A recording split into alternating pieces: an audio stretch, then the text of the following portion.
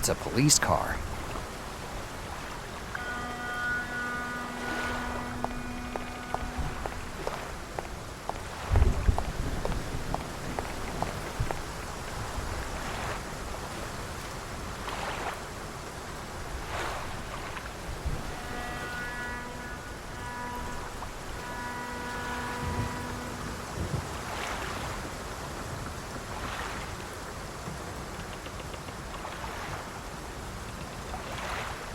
Certainly, Lieutenant Malone. I'll tell you immediately if anyone tries to get near the port area.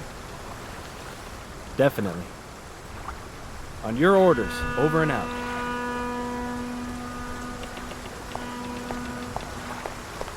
That's all I needed, as if this day wasn't already bad enough. I should have listened to my old man and worked at his fruit stand. At sunset, you close down and that's it. Well, I better not think about it.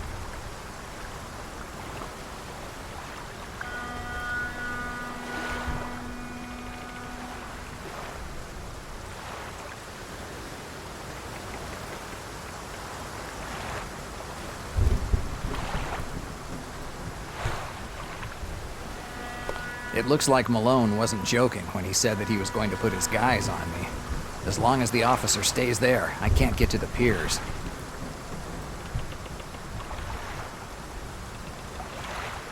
Break into a police car?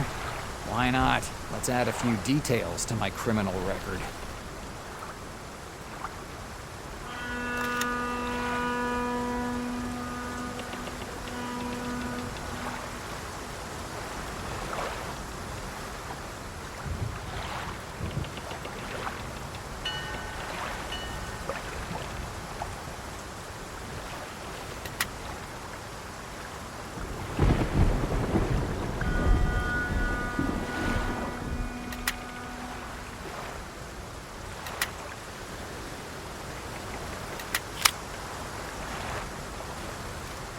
Now that it's open, let's try to figure out how to use this radio.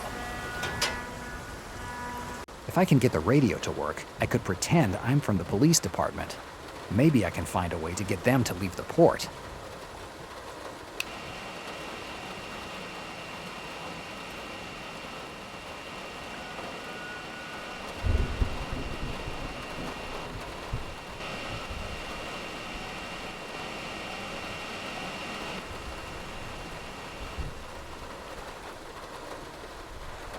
Operator here, please answer. Officer Glasser here. Officer, what's the situation at the port? It's raining, it's cold, and there's a dead body on the pier. And the best part is that we can't even move the body until the forensics get here. And, as usual, they're taking their time. They should have been here an hour ago. Is the victim's body still on the pier? Yes. Lieutenant Malone said not to touch anything until those dandies with their tweezers and gloves get here.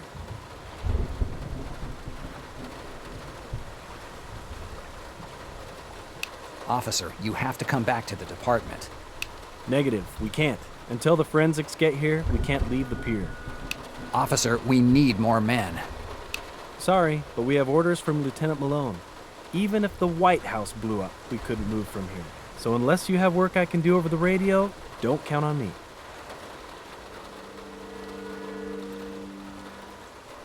Officer, you have to do something. What's this about?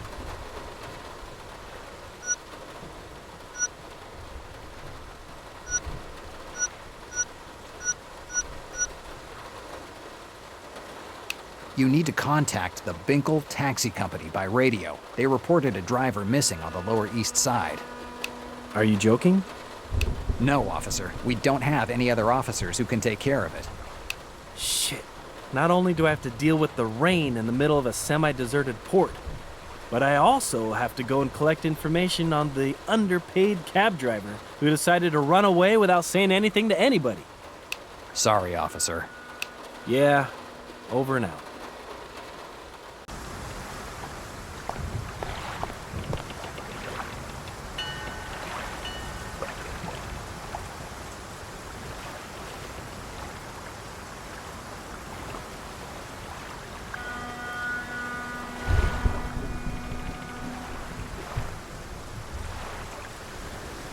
Police Officer Glasser to Binkle Taxi Company.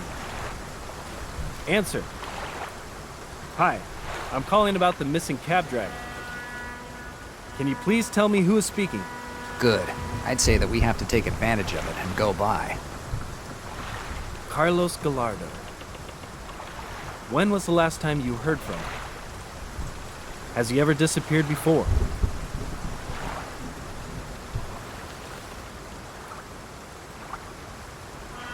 As I suspected, the port is crawling with cops. I'd do well to be careful. If even only one of these officers sees me, I'd give Malone a reason to lock me up in the slammer for the rest of my life.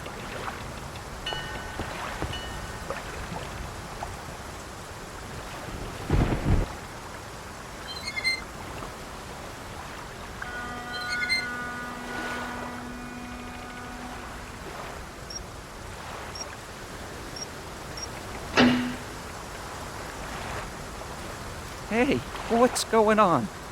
The power must have gone out. Go hook it back up. How? How the hell should I know?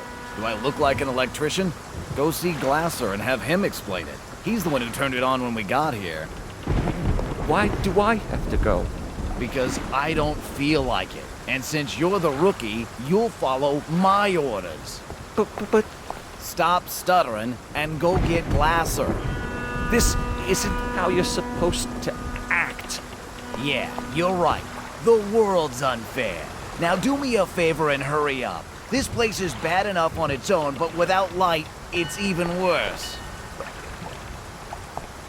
Not only did they give me the rookie, but they gave me the one that stutters, too. Used to be harder to join the police force. Damn.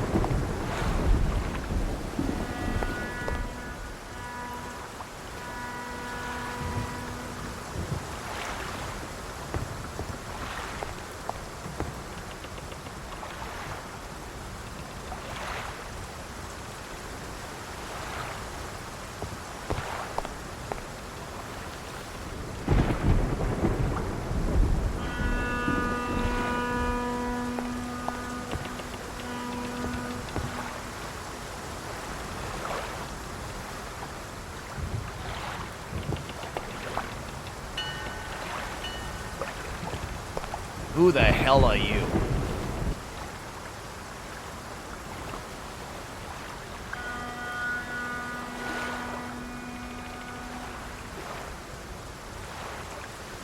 As I...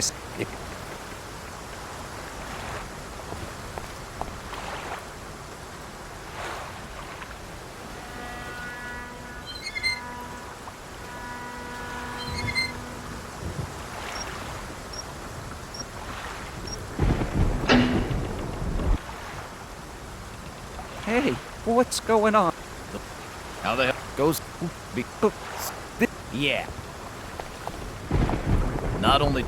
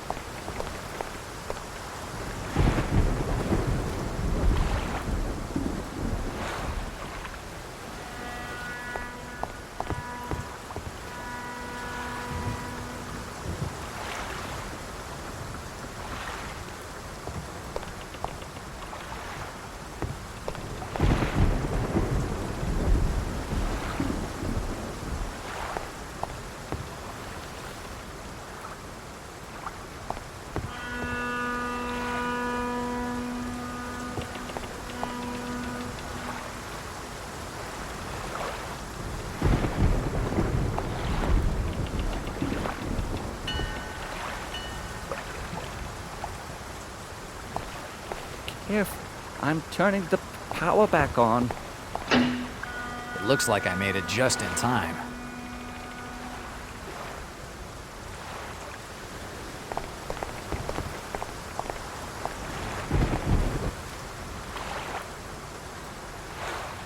They're the shipyard's bulkheads. From their size, I guess they don't just build small boats. The access to the shipyard. The access. The door is locked with a padlock. At first glance, I'd say that it's closed. Looks like a piece of this steel sign has been pulled away.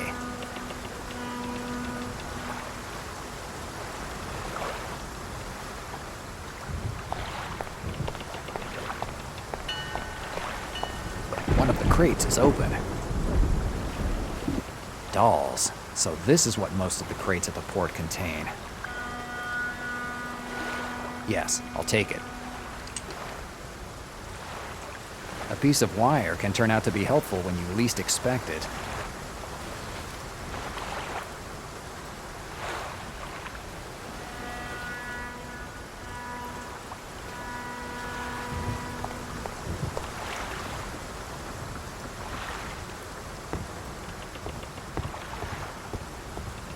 Sean. The last time that we saw each other, we were both in court, and you were being tried for having worked with the Valenti mob family. We were being framed, but you said that it was all true, that we'd helped transport illegal goods for the mob boss, Arturo Valenti. Confessing to a crime you didn't commit allowed you to get away with just being kicked out of the police force, no jail time. But I continued to declare my innocence, and I earned myself a nice trip to the state prison. And now, you drop back into my life, pulling me into this mess?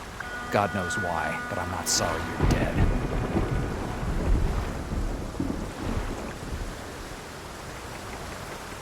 Let's see if we can find something to get me out of this mess. In Sean's pockets, apart from the $50 that, without too much of a problem, I put in my own pocket, I find something familiar. A dord. One of those small Irish horns that Sean used to carry with him. I remember well the day that he told me about them. This is the third one, Sean. 3 warnings in a month. I could set a new record for the department. Right. I think that the boss is yelling in his office because he can't find the right streamers to celebrate the event. I don't give a damn, Jack. A lecture, a sorry face, and everything goes back to normal. I don't think it will do this time. You broke a priest's nose, and that's the type of thing that the press rakes us over the coals for. Fuck the press. A black cassock doesn't give anyone the right to touch a 6-year-old girl. Damn it, Jack, 6 years old. Only 6 years old. That cassock wouldn't have saved him from the slammer. Maybe you're right. I got away from myself. But that girl was the same age as me sister when she disappeared. I'll never forgive myself for not having protected her when she needed it. That's why I always carry these horns with me. They are dords, ancient Irish horns. My grandfather gave one to me and one to my sister before we left Dublin. It's the only thing of hers I have left. You've never told me this story before. There was never any reason, Jack.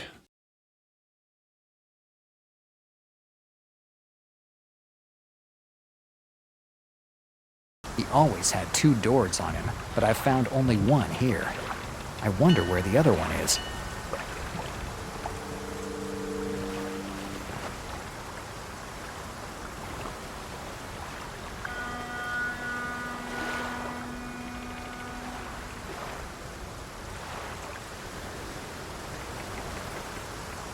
It's a dord, one of the 2 little horns that Sean used to carry with him. Dord. This word keeps bugging me. I feel like I'm missing something. But what? I have to think about it. I better think about it.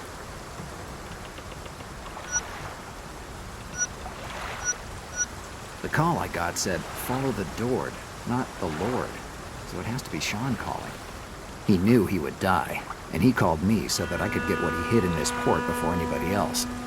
And this horn must be the key to finding it.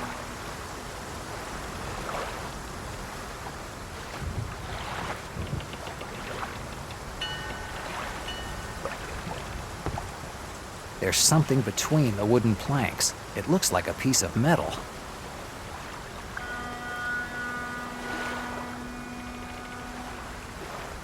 Whatever it is, it's stuck. If I try to get it with my hands, it might fall in the water.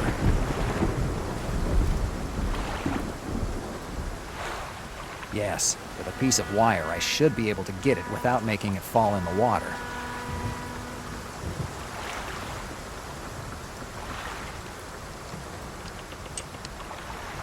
This piece of metal was stuck between the wooden planks. The word faith is written on it. What the hell does that mean? And it's blood-stained. It's clear that Sean used it, or it was used on Sean.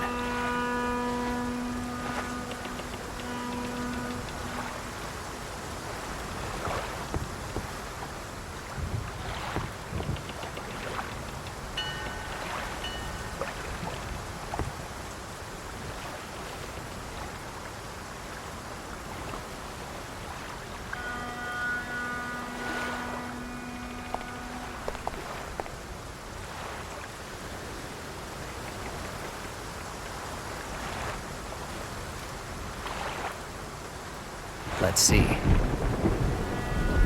Bingo. The piece of metal fits in perfectly. All I needed to do was push the door a little for the padlock to give way. Someone worked hard to make this door seem locked when it really wasn't. Now I just need to figure out why. Let's take a look inside. The inside of the shipyard can only be described as run down. Rotten parts of boats are strewn everywhere, and everything that isn't wood is covered with an inch-thick layer of rust. A nice place to look for something when you aren't even sure what you're looking for.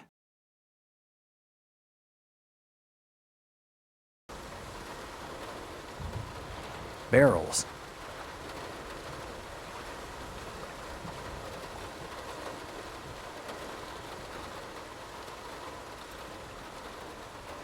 These wooden planks are lifted by a pulley system. They must be part of the machinery used to build ships.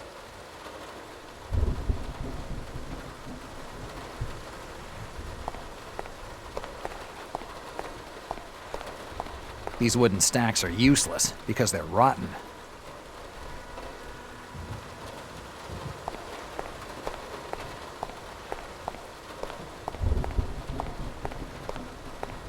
These crates are bigger than the other ones I found at the shipyard.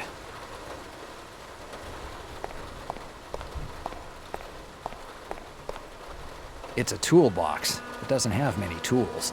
There's a hammer, a wrench, and some valves inside. I'll take a valve. It still looks intact, even though it was left here years ago.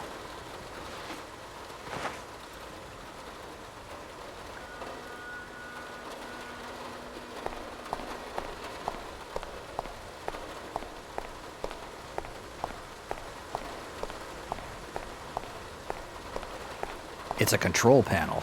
I think it's used to control the pulleys hooked to the roof.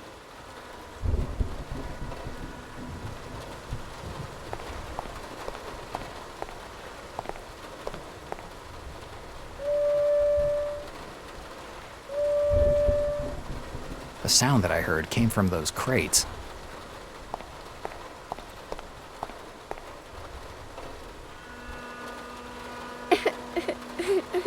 A kid? What the hell is a little girl doing here? Hey, little one, what are you doing here? Whistle and fine. She has Sean's horn. He must have hid her here. Hey, kid, did Sean hide you here? Sean. She's terrified. I need to get her away from here. I'll figure out who she is and why Sean hid her here later. She's terrified. If I tried to grab her, she might scream, and the patrol officers at the port would definitely hear her. If I want to get her away from here, I have to calm her down first.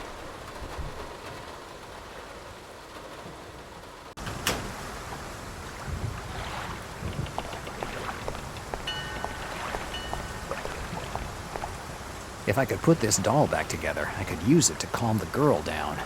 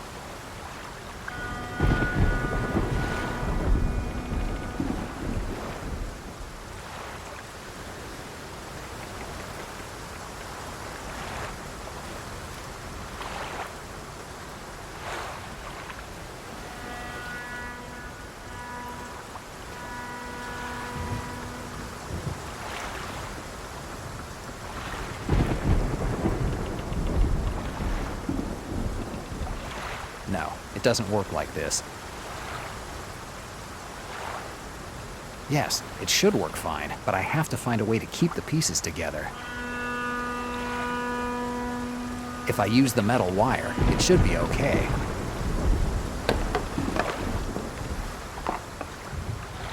I'd say that it's perfect. I have a future as a toy maker.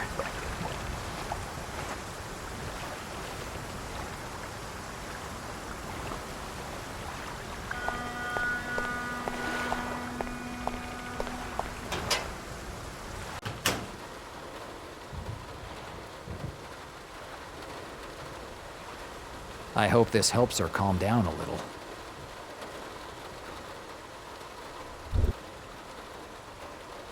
It looks like the toy calmed her down. Now that I've got her out of there, I have to find a way to get her away from this place. I can't go by the piers. If the girl started to cry or yell, the cops would catch us immediately. But I saw a door on the opposite side of the pier. I could use that to get away. It's just a question of finding a way to get there that doesn't involve swimming. Me and water don't mix.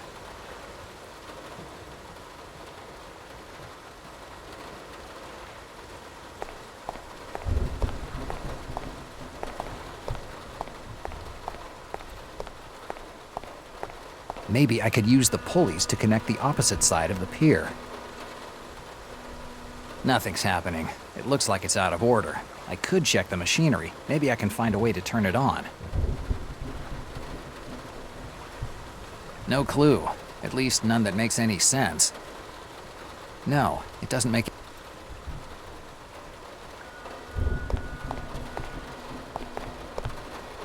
There's a panel here.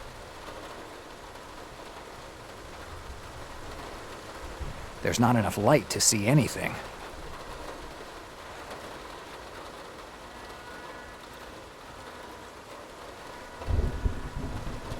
Let's take a look. I think I see a circuit behind this grate. Maybe I can get this thing running. No clue. Good idea.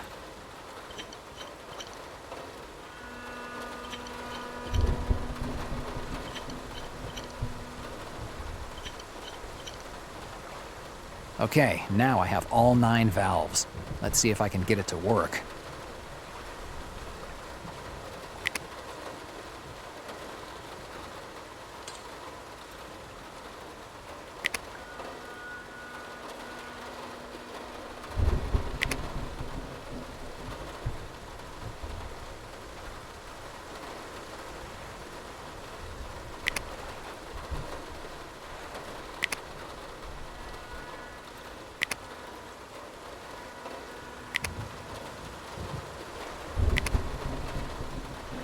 Yes, that should work now.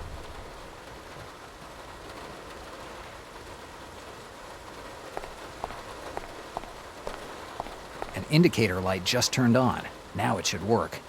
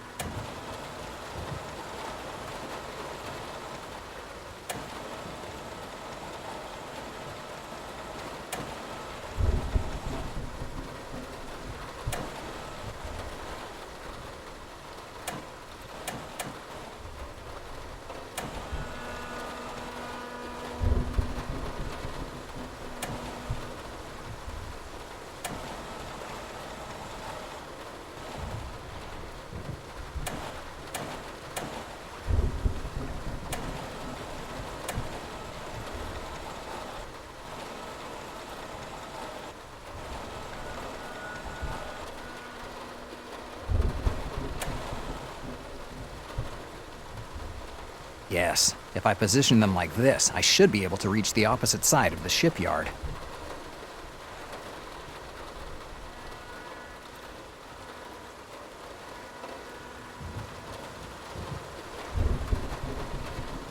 Good. It's time to test our emergency bridge. Let's get the girl and go.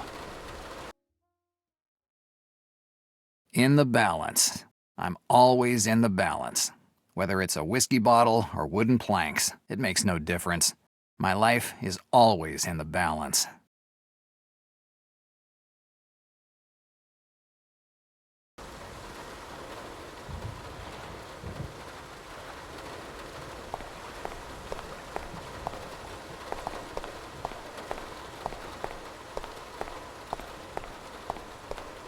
Boat launches that, luckily, will never see the sea. The wood is starting to rot, and the nails are completely rusted.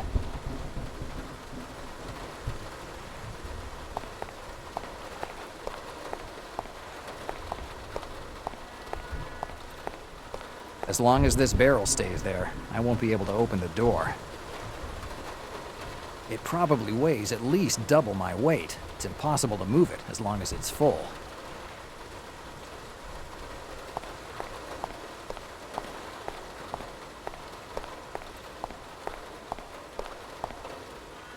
Maybe one of the nails used on these boats could be helpful.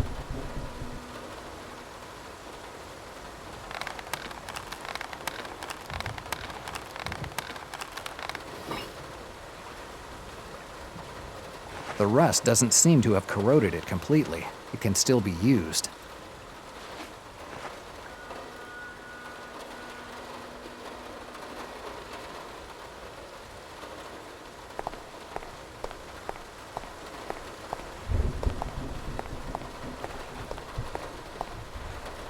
If I can put a hole in the bottom of the barrel, I could empty it. Once it's empty, it shouldn't be a problem to move it.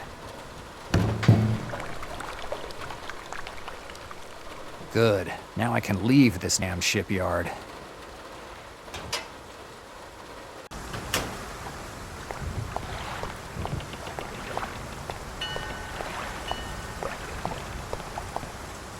John?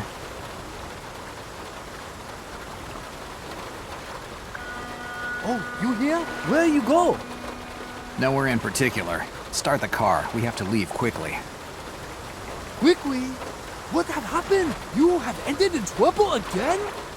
Enough questions. Get ready to leave. I have to get something from the yard, and then we'll go. I don't like this. You go to port without girl, and now girl in my cab. It's not your cab. Oh, always looking at detail. Anyway, it's not normal find girl at port. At port, they're fish, bull, homeless people, not girl. At the port, you find whatever is left behind. Until now, I found a dead body and a kid. Maybe someone else was luckier. You need go to police. I don't want to be accused of kidnapping because of you. Forget the police and drive. Pointless talking to you. I've heard that before, but people keep trying. And you still not tell me where we going. Someone is looking for this girl, and it looks like they would do anything to get her. Taking her to my house would be stupid. You only need half a brain and a telephone book to figure out where I live. Hence, I need a safe place.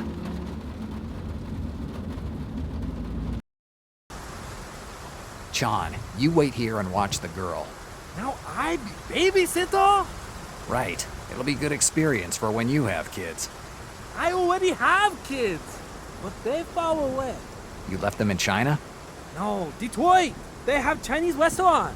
Whatever. Let's forget about it. Just take care of the girl.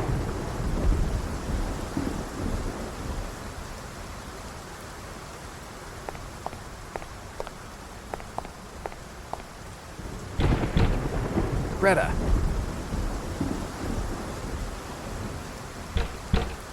Damnation. Greta, answer me. Who is this? Greta, it's Jack. Jack? Do you know what time it is? I know, Greta, but I need your help. You can't make up your mind on what brand of whiskey to get drunk on? It's got nothing to do with booze. Open up. First, tell me why you're at the door to my place in the middle of the night. Open up and I'll tell you. I have no intention of opening this door unless you give me a good reason to do so. What was that? The reason why I'm here. But that's a kid's voice. What trouble are you in? Let me in and I'll tell you the whole story.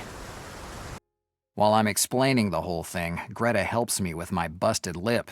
That ape at the port almost ripped off my whole jaw. I tell her about Sean, the girl, and why I came here. After some convincing, she agrees to take care of the girl. When she's done cleaning me up, she takes the girl upstairs and is kind enough to leave a bottle of whiskey on the table. Ignoring the fact that my cut lip might reopen, I down a few glasses. I need to relax, and nothing relaxes me like a good whiskey.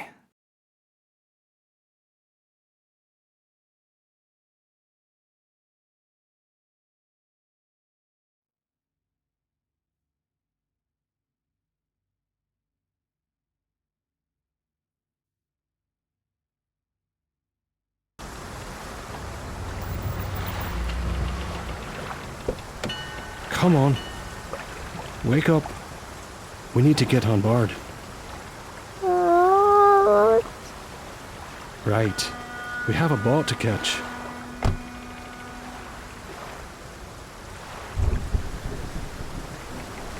John Ford, born in Portland, 1898. I'd better remember this. It will be my identity for a long time. Sainte Marie. That's the only thing I can read on this napkin. I can't make out the rest.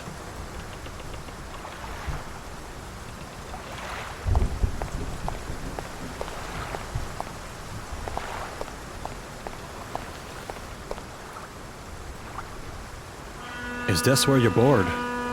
Son, didn't anyone ever tell you to say hello before you start asking questions? I'm in a hurry.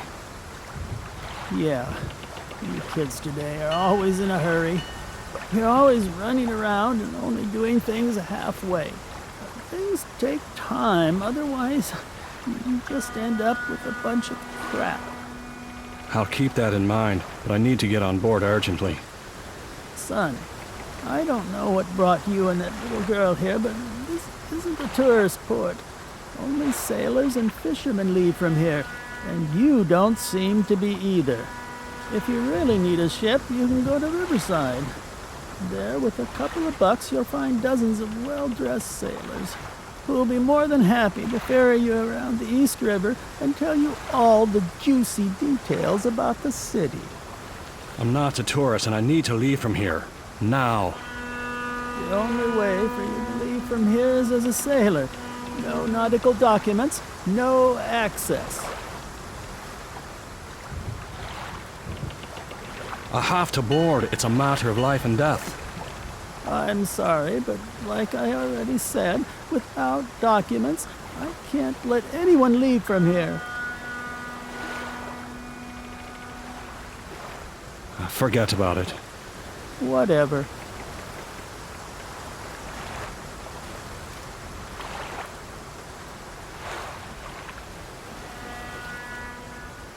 Here are my papers.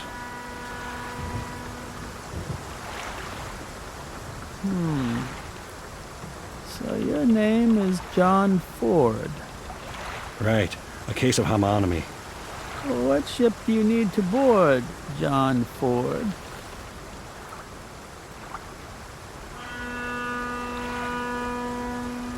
The Saint Marie.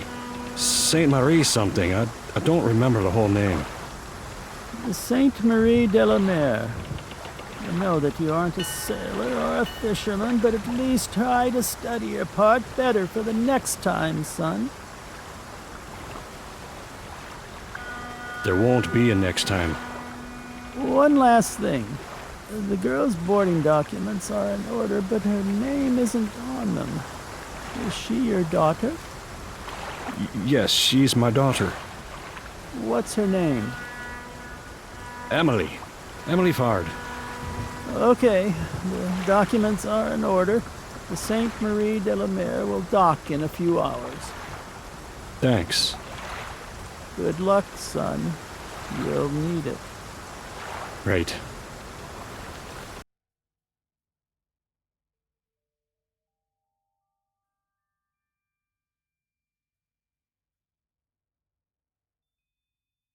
Jack.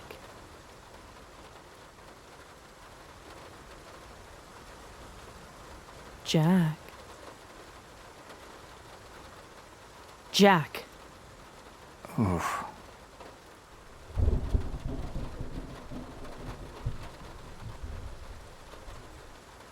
It seems like my bar is making you sleepy lately.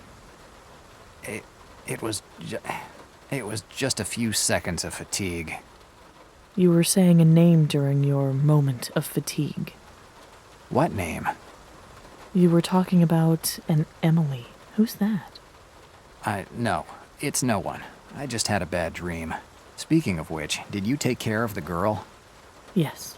She's sleeping peacefully in my room now. Maybe you better go to bed too. You're dead on your feet. I can't leave the girl here and go away. Calm down. I'll take the opportunity to clean the joint a little. Oh, you should also tell me what do I have to do with your new friend. Who? The Chinese cab driver? Ah, Sean. I almost forgot about him. I'm not crazy about the idea that he might be going around telling half the world that he found a girl at the port. It's not like you could... Keep him here? I know I'm asking you a lot, Greta. Don't worry. I'll keep him here until he wakes up. But you owe me a favor. As soon as this thing's over, I'll buy you dinner at one of those clubs on the Upper East Side that you like so much. Sure. Anyway, get out of here before you fall asleep on my bar again.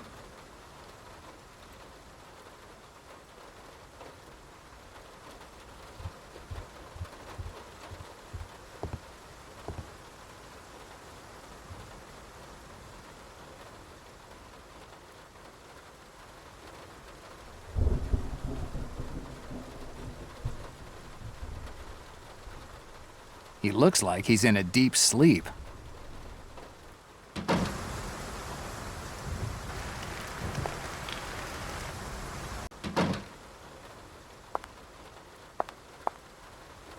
Good evening, Del Nero. Hi, Slavonsky. I guess you got my letter. Yes, thanks for your kindness. Okay, so you know I'm not joking. And I heard about your mishaps tonight. It was definitely a bad night for you. Where'd you get this information from?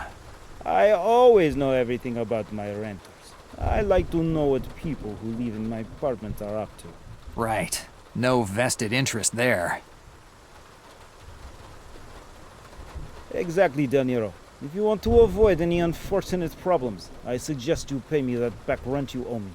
I wouldn't want anyone call police tonight and tell them some bad things about you or your habits. Are you threatening me? Absolutely not. But to be safe, you could pay me what you owe me. I already told you that I'll pay you next week. Heard that old story too many times, Del Nero. I want my money now. Damn Russian skinflint.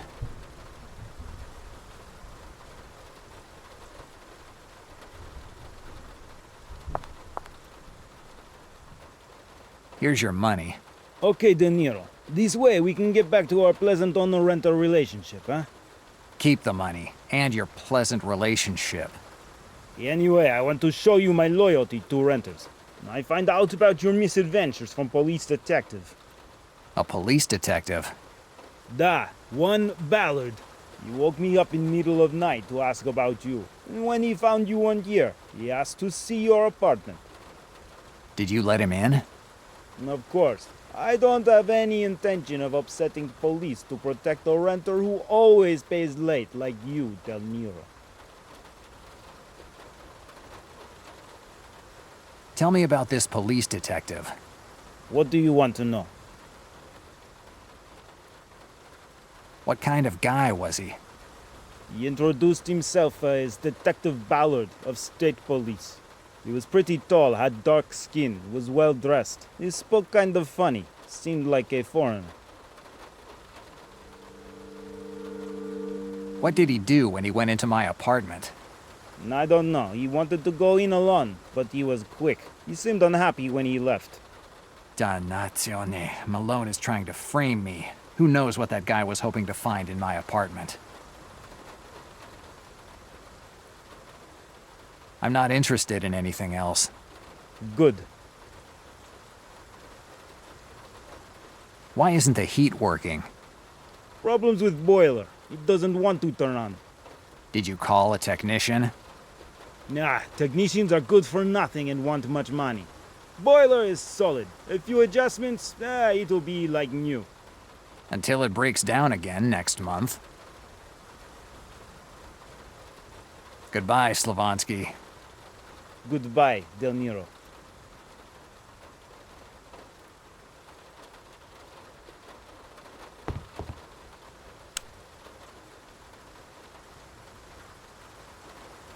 Greta's handkerchief. I'd better wash it before I return it. My blood's still on it.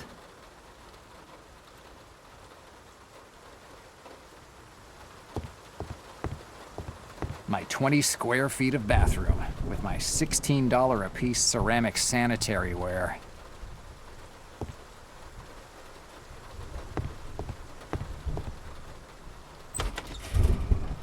A few hours of sleep should get me back in shape.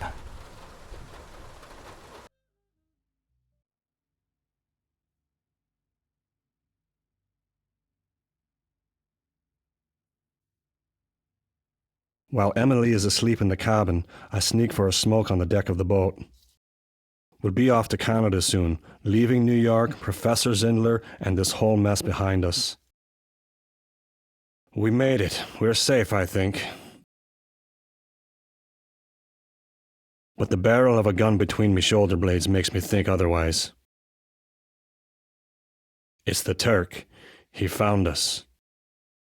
With a sleight of hand worthy of a surgeon, he slides his hand over me holster, puts on the safety, and takes me gun. He pushes the gun into me back and starts talking with that horrible accent of his. He's talking about something, but I'm not listening. I'm too focused on finding a way to get out of this situation. But I can't think of anything. If I make one false move, the Turk will pump my gut full of lead. All of a sudden, fortune smiles on me. A big wave hits the boat, sending it rocking. The Turk loses his balance. A fraction of a second, and I'm on him. His gun lets off a shot. I ignore it. I don't have time to figure out what it hit. I gather all my strength and head for the hold. The Turk falls like a sack of bricks. That should keep him in line for a little while.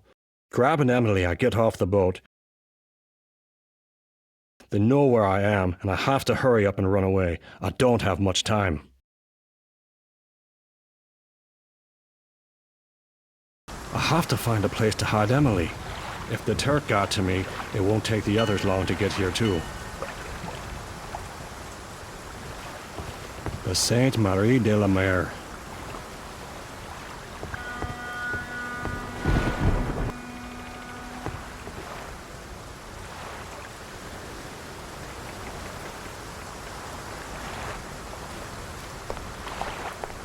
An abandoned shipyard. It's a good place to hide Emily. The door is locked with a padlock, but it's been partly corroded by salt. If I could find something to use as a lever, I could break it.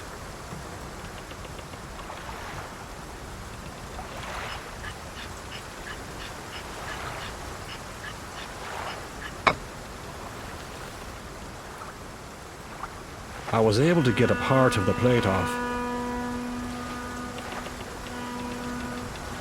The door's locked with a padlock. The padlock is corroded by salt. If I could find something to use as a lever, I could break it.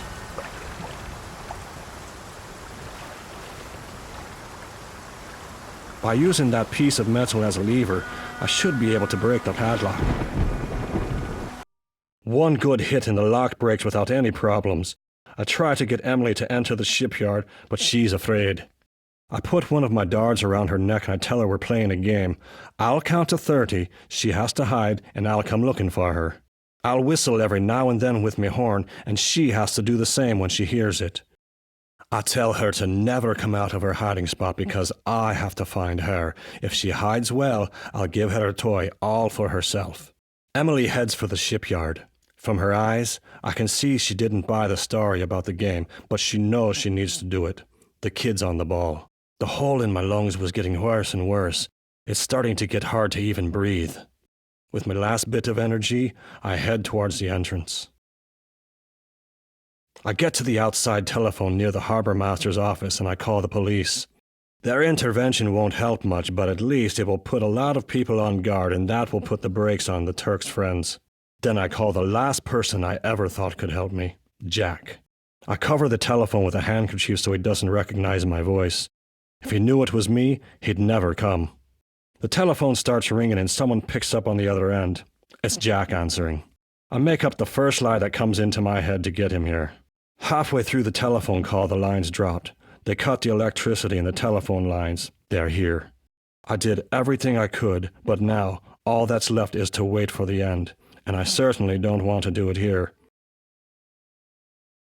If I have to die, I want to do so somewhere decent with the sound of the waves in my ears and the sight of the moon slashing through the rainy sky.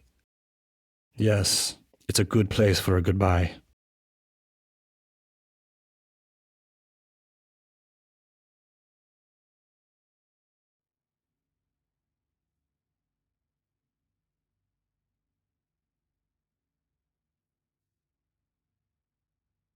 Dannazione!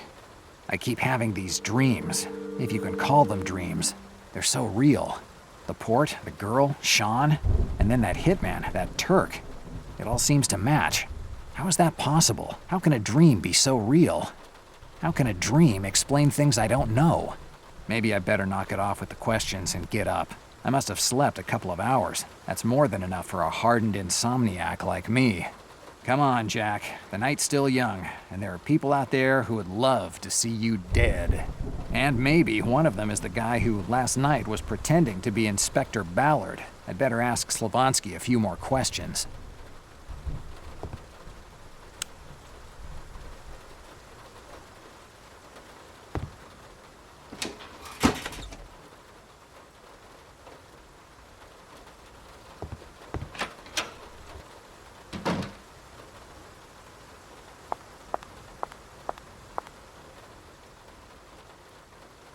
It's a notice from Slavansky.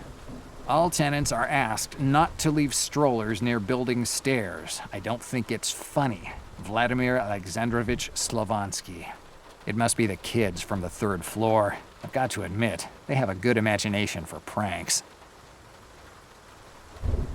Slavansky's Porter Lodge. There's a note. I'm on the 6th floor fixing broken boiler. Better have a little talk with Slavansky.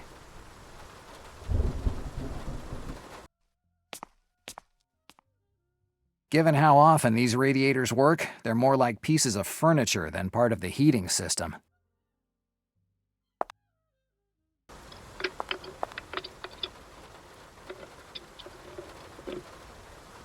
Slavansky's working on the boiler.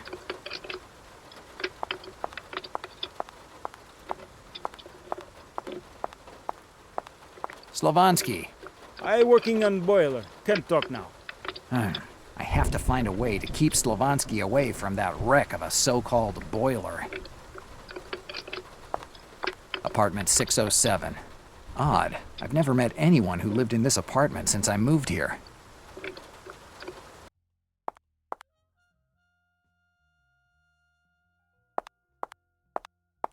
Slavonsky sucks. It was definitely the kids from the third floor. The only thing they do besides yelling and playing in the halls is annoy Slavonsky with this kind of stuff. 6th floor. This sign is the only thing left of the elevator. It was walled up a few years ago because there wasn't any money for the maintenance. These pipes look like they're about to burst. Extreme times call for extreme measures. Damn boiler. Now it's not even making steam. How the hell does it work? How come there's no more steam? I don't touch anything. Slavonsky. What can I do for you, Del Nero? Tell me more about the guy you let into my apartment. What do you want to know?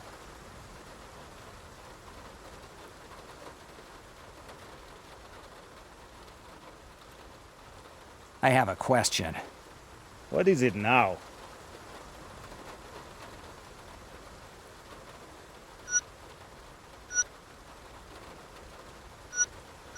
Did this Detective Ballard have a scar on his face? How do you know? It doesn't matter how I know. Did you see a scar? Yes, he had a long scar on his left cheek, now that I think of it. What does it mean? That the man that you let into my apartment wasn't a police detective. He had New York State Police badge. I can get a badge like that for $1. Fake badge? I could not know that. It doesn't matter. It looks like his visit to my apartment wasn't very helpful to him. I have to talk with Victoria, and I should also check the Melville docks. Maybe the guy left some trail.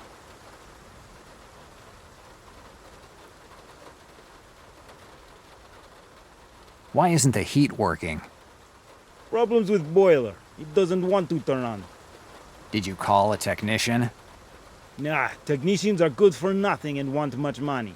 Boiler is solid. A few adjustments, it'll be like new. Until it breaks down again next month. Goodbye, Slavonsky. Goodbye, Del Nero.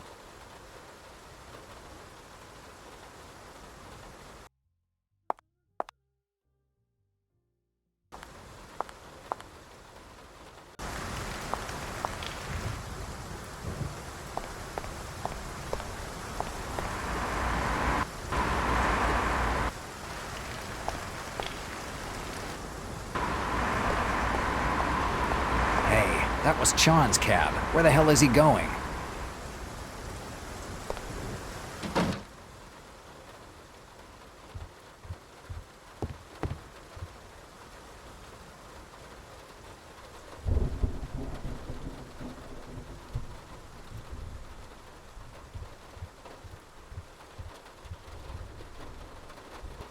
Hi, Greta.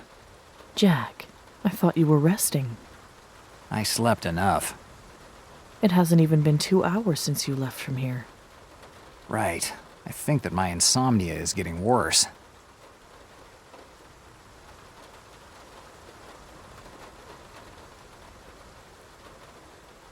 How's the girl? She's sleeping upstairs in my bed. Did you find out who she is? Nothing yet.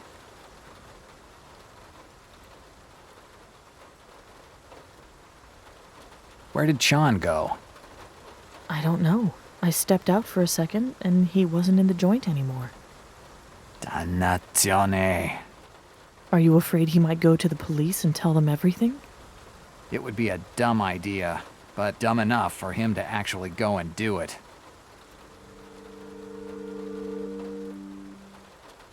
How's the joint going? Not good.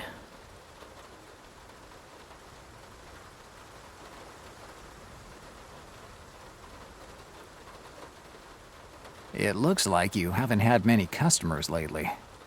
Right. It's because of the... I'd say that the American... At least I barely make... It could be worse. Is that what you were doing tonight? I'd rather... Let's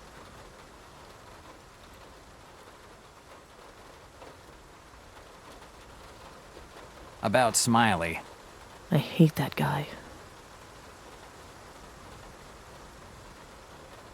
He is often at the joint. Tell me about it. He's here every day. He always gets here at 9 p.m., sits down, orders his stupid blueberry cocktail, and plants himself there. I hate him. Do you have any idea why he always comes to your joint? Unfortunately, yes. The slimeball decided he wants to marry me. He knows that I'm having a tough time with the joint, and he hopes I'll say yes rather than end up on the street. That's so like Smiley. I didn't think he had a crush on you. I'd rather not know it either. Do you know anything about his new job? Well, he talked to me about it, but he was vague with me as well. Whatever he's mixed up in, I'm sure that there is something fishy going on. You know him. He's never had a job in his life that could be considered legal. I don't have anything else to ask you.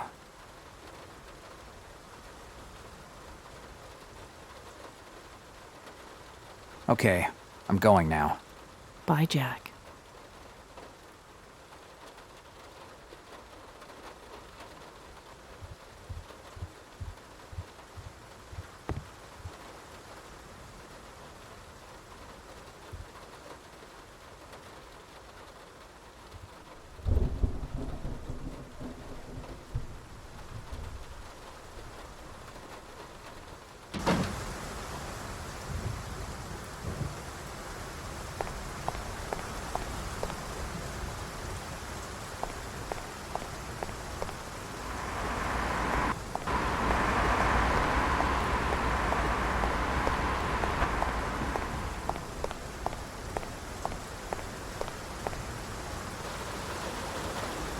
Nolera! Oh, you again. Didn't go to sleep? I slept enough. And what about you? Where were you? Me? I always here. You weren't here earlier on, not in the pub or out in the street. Well, I had to move cab from front of pub. Cab cannot stay there. I didn't think you cared so much about the traffic laws. Anyway, we have to go somewhere. Where? The police department, Hoboken. Okay.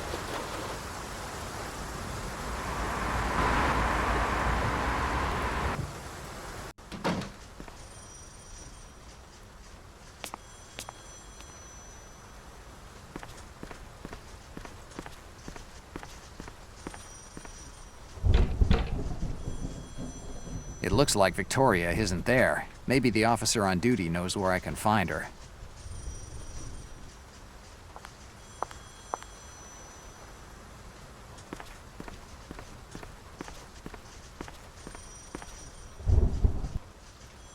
Hi, officer.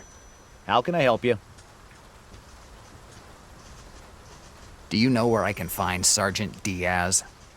Sergeant Diaz is out of town, but don't ask me where she is.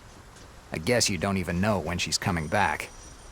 That's right. So save yourself the trouble of asking anything else. If you really want to know where Sergeant Diaz is, ask Malone. He's the one who sent her out of town. Dannazione. I'll bet Malone sent Victoria away on purpose. She was the only one who could have helped me.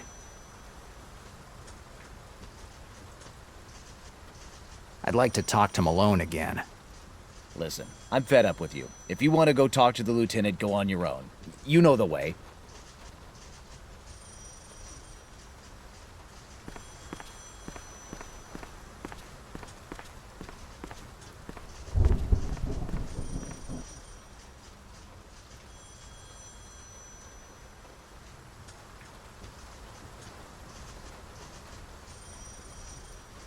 Del Nero, you finally decide to give a full confession?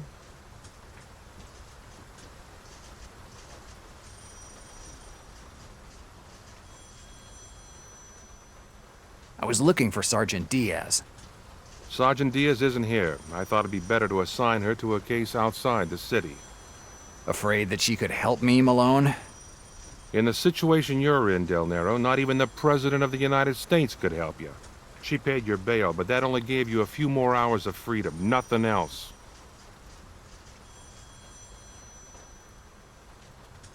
I've received a visit tonight. A guy who claimed to be a police officer searched my apartment. Don't make up stuff. I didn't order any search. I never said he was a police officer. I just said that he claimed to be one. The owner of my apartment believed him, and the guy had a nice private viewing of my personal things. I don't understand why you're telling me this, Del Nero. You aren't dumb enough to think that a story like this would turn my suspicions elsewhere, are you? I gave up a long time ago on trying to convince pigs to fly. Careful with what you say and tell me what you want. I have reason to believe that the person who paid me this visit is part of a criminal organization.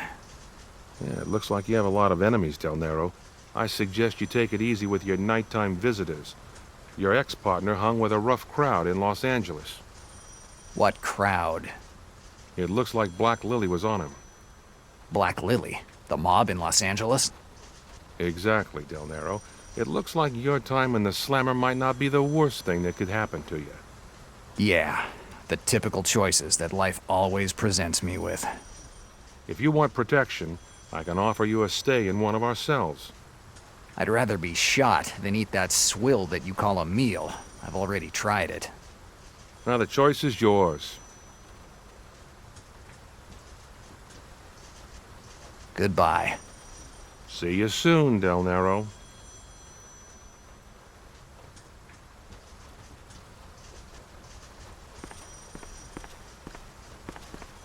Black Lily was after Sean. It's not as bad as you might think. I need to find some information on this organization. A while ago, I got a journalist, a certain Moore, out of trouble. He was investigating the Mafia in New York. Maybe he'll be able to give me some more information about Black Lily's activities. His number will definitely be in the phone book.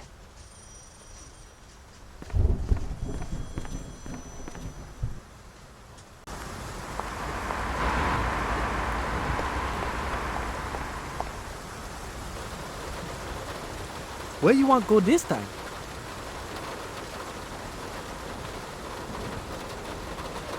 Essex Street, Lower East Side.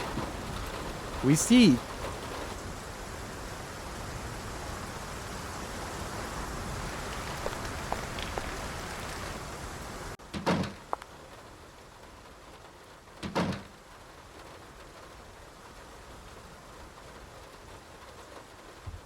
I should be able to find Moore's number in the phone book.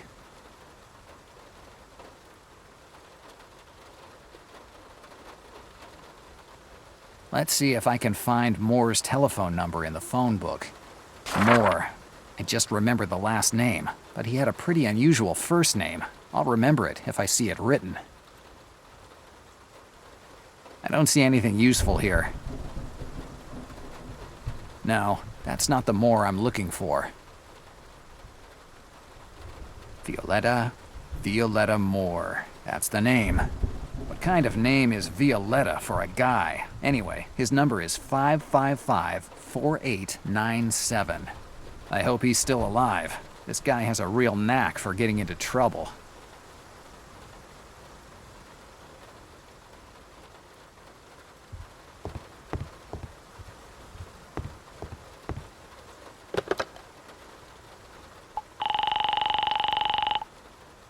New York operator, what can I do for you?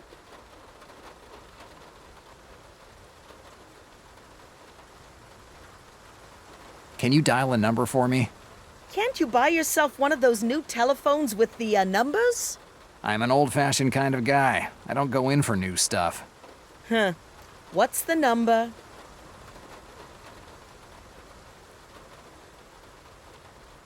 Violetta Moore, 555-4897. Coming up. Hello? Am I speaking with Violetta Moore? You're talking with his ghost. It's the middle of the night. Who the hell is calling at this hour? I'm Del Nero, the detective that... Del Nero, old son of a gun. I see you still remember me. Hell, you saved my skin in that story with the syndicates a few years ago. How could I forget you, old buddy? How you doing? Same old. Bottle in the hand and bills to pay, huh? More or less. You must have a good reason to call in the middle of the night. I need some information. Well, you called the right number. You give me a name and I'll tell you all about the skeletons in his closet. Do you know an organization called Black Lily? Damn, you don't mess around. It's better not to step on those guys' toes if you don't want to find yourself neck-high in shit.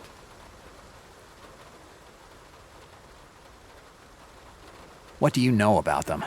Black Lily is one of the strongest mafia families in Los Angeles.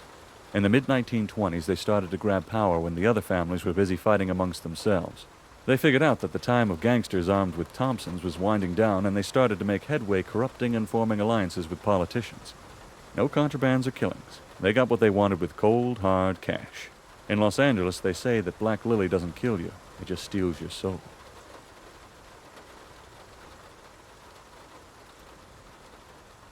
Do you have any names for me? How many do you want, bud?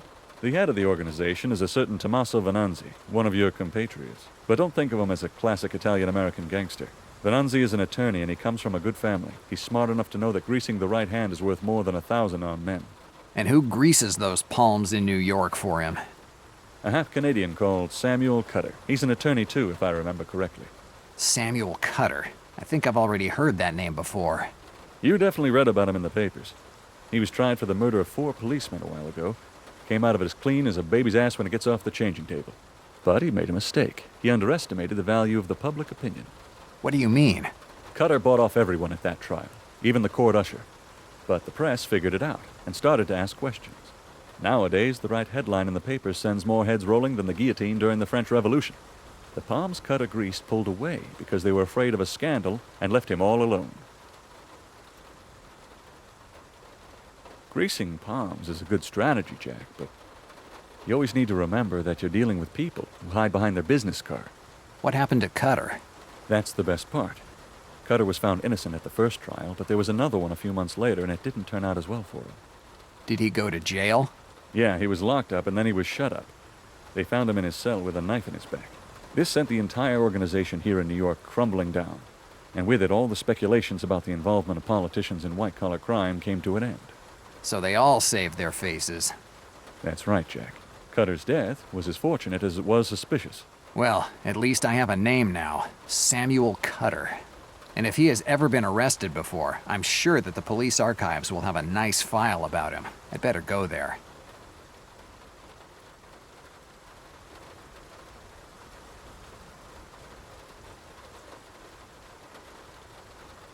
Do you know anything about a guy called the Turk? No, pal, this name doesn't tell me anything. But it doesn't sound like someone you should get too chummy with. Definitely not.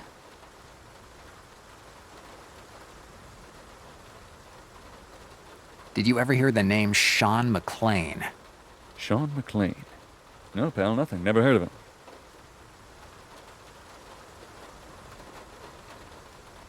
Thanks for the information, Moore. No problem, pal. If you need anything, call day or night.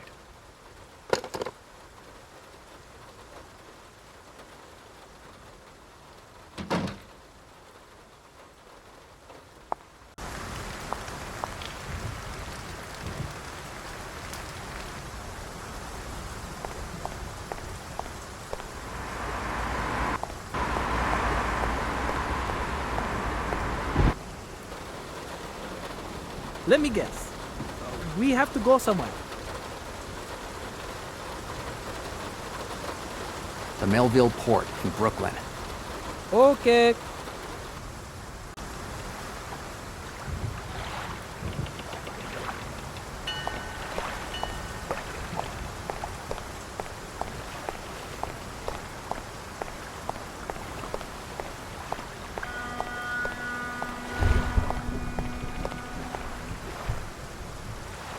Hi.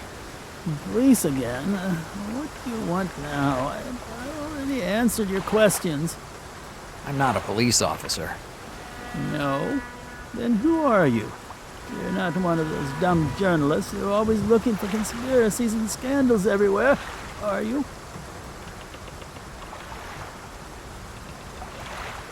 I'm a private detective. Well, I don't care who you are. You'll find a way to bug me anyway, right? I guess so. Anyway, I just have a few questions to ask you.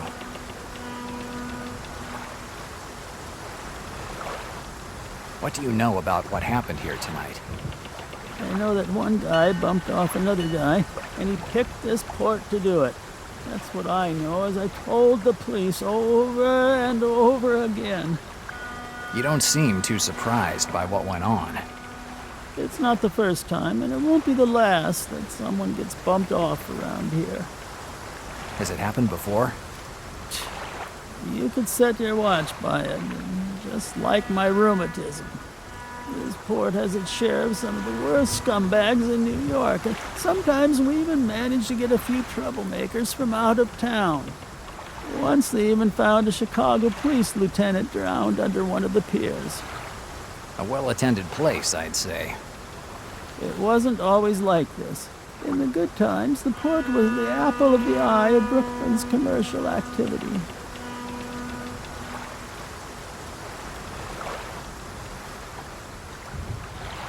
What are you doing here?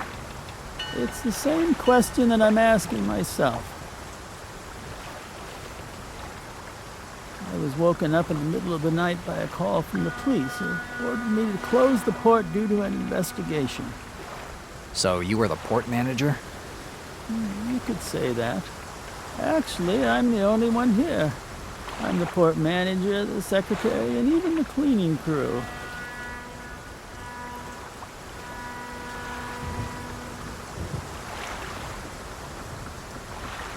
Why did they make you close the port? The police decided to close the entire port until they complete their investigation, and I have no way of knowing how long it will take. So I have to call the captain of every ship headed here and tell him that he has to unload at Kips Bay instead of here. If the port is closed, like you say, I doubt you'll have a lot of work to do. I don't care about the boats. But tomorrow, the good Lewis was supposed to disembark with my good Chilean friend that brings me some of the best grog I've ever had. Now I'll have to wait more than a month to see him, and I finished my last bottle last week. If I want some information, the grog seems a good way to bribe him.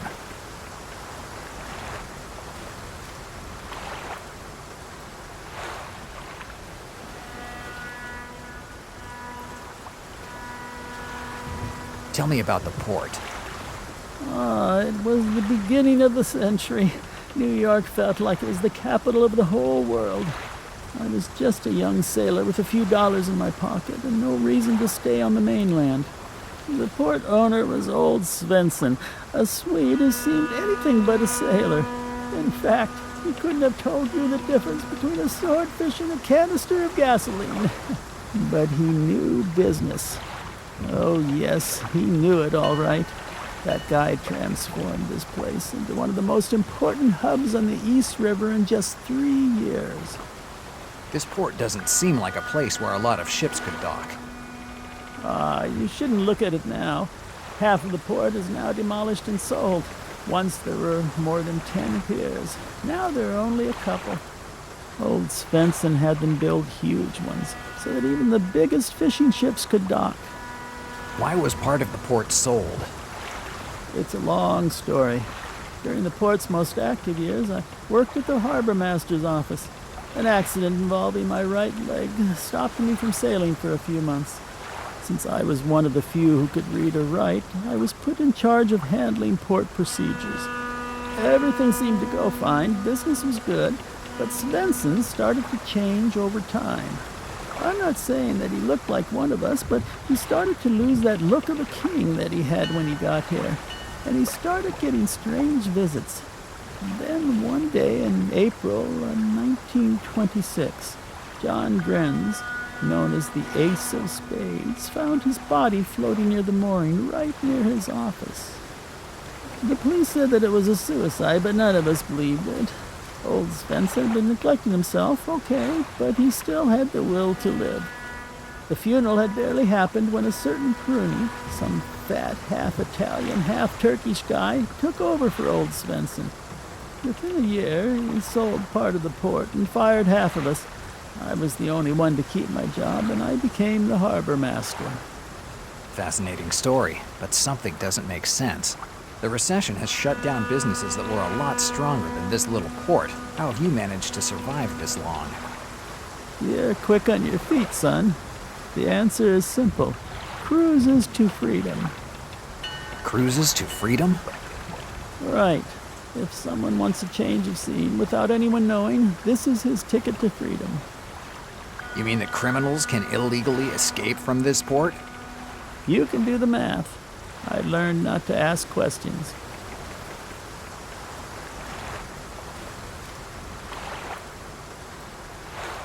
Did you see a man with a girl tonight?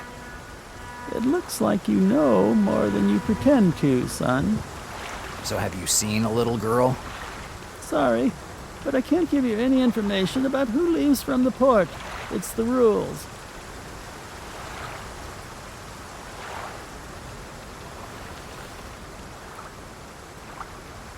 Did you let a man named Ford board? No way, son. The rules are rules. I can't say anything about the people who leave from here.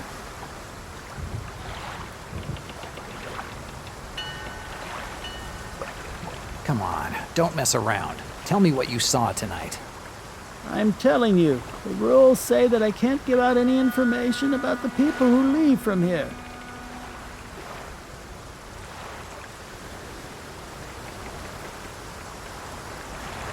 I don't need anything else. Good luck, son.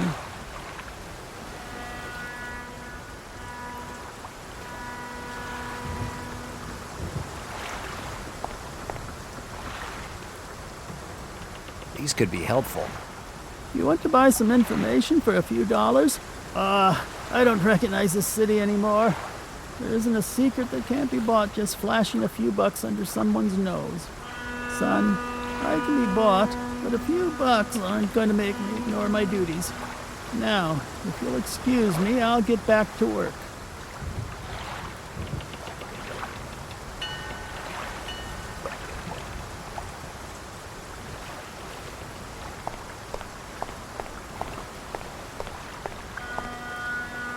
Empty bottles of grog. It must be what's left of the harbor master's stash. A bottle is broken. I'll take the part with the label.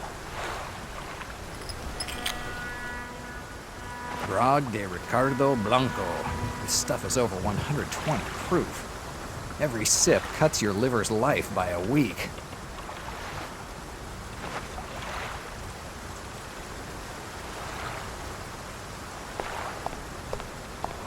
The sun is shining. Rather optimistic for an act of vandalism.